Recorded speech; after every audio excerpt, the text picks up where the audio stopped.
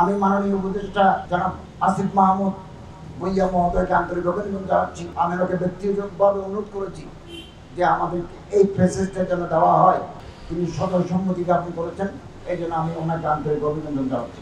Islamic ফাউন্ডেশনের বই মেলা জমে উঠেছে। গত বছর যা ছিল, এবছর আপনারা দেখেছেন আমরা এটা পেয়েছি। আমি মাননীয় উপদেষ্টা জনাব আসিফ মাহমুদ ভূঁইয়া মহোদয়কে আন্তরিক অভিনন্দন জানাচ্ছি। আমি ওনাকে ব্যক্তিগতভাবে অনুরোধ করেছি যে আমাদেরকে এই ফেসেসটা যেন দেওয়া হয়, যাতে আমরা বই মেলা করতে পারি, এবারে মানুষ ওইবারে গিয়ে নামাজ আদায় করতে পারে। তিনি সদস্যসম্মতি জ্ঞাপন করেছেন, এই জন্য আমি ওনাকে আন্তরিক অভিনন্দন জানাচ্ছি। আমাদের ধর্মীয় মূল্যবোধ, এই চেতনা, এই চিন্তা বইয়ের মাধ্যমে আমরা বাংলার মানুষের ঘরে ঘরে পৌঁছে দিতে চাই। প্রতি বছর 1 মাস ব্যাপী আমাদের এই বই মেলা একটা সমাজ গঠনে উল্লেখযোগ্য ভূমিকা পালন করে আসছে। আমরা যে ভোগবাদী সংস্কৃতির ভিতরে ডুবে আছি, অশ্লীলতা, পরশ্রীকাতরতা আমাদের অন্তরকে কলুষিত করেছে।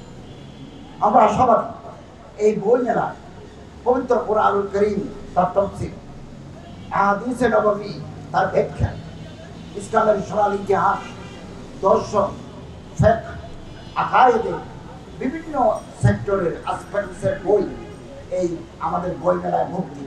ইসলামিক ফাউন্ডেশন তাদের প্রকাশিত বই 40 থেকে 70 কমিশন দিয়ে বিক্রি করছে। অনেক প্রকাশনা সংস্থা কমিশন দিয়ে পাঠকদের কাছে আনার চেষ্টা করছেন।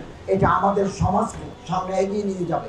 আমাদের অন্তর যে ছোট, আমাদের অন্তর যে অন্ধকার, এই বই মেলার যে বই বিক্রি হবে, পাবলিকের কাছে যাবে, এই বইগুলো আমাদের হৃদয়ের অন্ধকারকে দূরীভূত করতে পারবে ইনশাআল্লাহ। এবং এর মাধ্যমে আমি আজকের মাসব্যাপী এই বই মেলার উদ্বোধন ঘোষণা করলাম।